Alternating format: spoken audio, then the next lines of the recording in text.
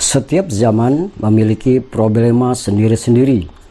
Demikian pula dalam konteks kewalian. Setiap zaman memiliki wali Allah sendiri yang akan membantu masyarakat menyelesaikan problemnya.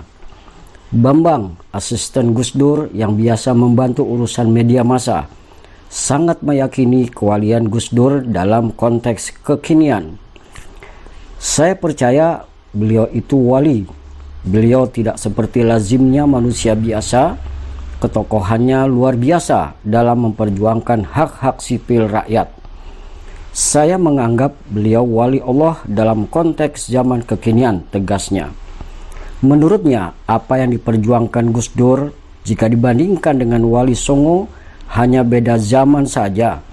Maksud dan tujuan yang disampaikan tidak berbeda jika dulu menyebarkan Islam, kini memperjuangkan hak asasi manusia atau HAM. Bambang bahkan juga melihat kemungkinan bahwa ayah dan kakek Gus Dur yang ikut memperjuangkan kemerdekaan Indonesia juga seorang wali Allah dalam konteks zamannya. Seorang Gus Dur mampu menjadi pemimpin umat dan konsisten dalam memperjuangkan hak-hak sipil, hak demokrasi, HAM, dan hak minoritas. Kalau sekarang ada yang menganggap beliau seorang wali, tidaklah aneh. Dalam kondisi terjadinya beberapa kerusuhan yang melibatkan agama seperti saat ini, orang baru sadar dan ingat akan peran besar yang telah dilakukan oleh Gus Dur. Orang baru sadar, orang baru ingat sama Gus Dur. Saya baca di Twitter, banyak yang berkomentar, kenapa dulu kita tidak menghadang Gus Dur ketika dilengsarkan? Sekarang baru menyesal. Gus Dur sangat diperlukan bangsa ini dalam situasi sekarang. Dalam situasi yang kelut seperti ini, ia selalu ingat Gus Dur merupakan seorang yang paling dicari wartawan untuk dimintai keterangan dan tanggapannya. Gus Dur konsisten membela yang lemah tanpa kekerasan. Inilah yang selalu beliau perjuangkan, jelas dia. Mengenai aspek mistis Gus Dur, ia mengetahuinya saat menemaninya berziarah. Saat itu seperti terjadi komunikasi antara dia dengan seorang yang diziarahinya. Saya beberapa kali melihat kayak terjadi komunikasi, tetapi kita tak bisa mendengar. Ya wallahu a'lam. Apa yang sedang dibicarakan itulah yang kita tangkap dari ziarah-ziarah itu, ujarnya. Ia juga memiliki pengalaman menarik yang selalu diingatnya. Seminggu sebelum meninggal, Gus Dur bercerita bahwa ia bermimpi bertemu Kiai Haji Hasyim Asy'ari dan diberi tugas membersihkan lantai yang kotor.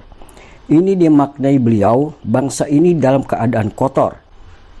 Kalau Bapak bercerita kan selalu berpikiran luas, tidak memikirkan partai, kelompok atau golongan, selalu yang diceritakan bangsa dan negara.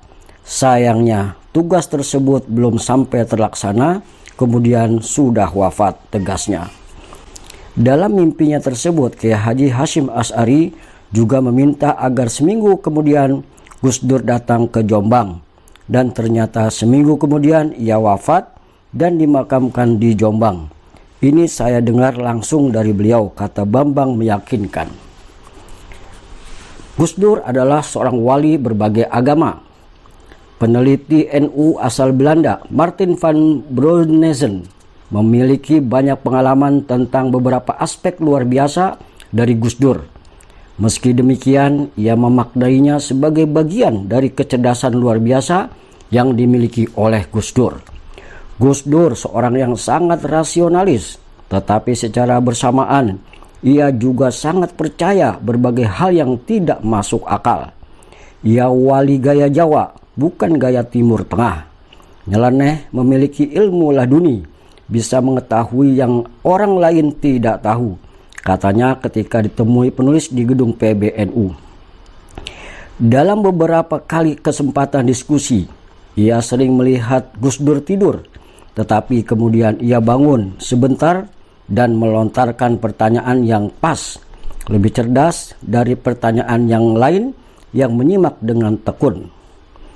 Suatu kali ia juga pernah meminta Gus Dur untuk memberi kata pengantar buku yang ditulisnya. Ketika itu Gus Dur sudah tidak bisa melihat dan ia yakin tidak ada orang yang membicarakan bukunya untuk Gus Dur sebagai bahan penulis kata pengantar. Namun ia mampu menulis kata pengantar yang isinya persis seperti yang dimaksud dalam kandungan isi buku tersebut. Penjelasan saya, ia orang yang sangat cerdas, punya daya ingat luar biasa, paparnya. Sebagai gambaran atas kecerdasan Gus Dur, ia mengungkapkan dalam kunjungannya ke berbagai pesantren di Jawa, Gus Dur bisa mengingat nama-nama yang ia datangi sampai hal-hal detail dan tidak pernah salah. Ia selalu dengan akrab menanyakan aspek keluarga para kiai, sehingga hubungannya menjadi sangat intim dan pribadi. Broynezen berpendapat Gus Dur merupakan produk budaya masyarakat Jawa yang memang menyukai aspek mistis. Ketika mengalami keributan, Gus Dur semakin tertarik dengan alam gaib, yang mana ia merupakan bagian penting dari dunia tersebut. Saya bisa mengerti mengapa Gus Dur dianggap wali, terangnya. Keberadaan Gus Dur juga dianggap sebagai pelindung kelompok minoritas. Mereka melihatnya sebagai orang yang sudah dianugerahi kemampuan itu. Ada sesuatu di luar kemanusiaan pada diri Gus Dur yang tidak dimiliki oleh orang lain. Gus Dur bukan tanpa kesalahan dan kelemahan, tetapi ia orang baik yang membawa kebaikan dan membawa berkah bagi orang banyak. Saat menjelang reformasi, ia bertemu dengan seorang keturunan Cina yang sangat percaya Gus Dur akan melindungi. Padahal mereka tahu Gus Dur adalah orang yang memimpin ormas Islam terbesar di Indonesia. Ia juga pernah bertemu seorang pendeta Katolik yang mengatakan Gus Dur itu dianugerahi kelebihan yang luar biasa oleh Allah, karena dalam agama Katolik juga mengenal konsep kewalian. Demikian, wallahul muwaffiq ila aqwamit thoriq. Wassalamualaikum warahmatullahi wabarakatuh.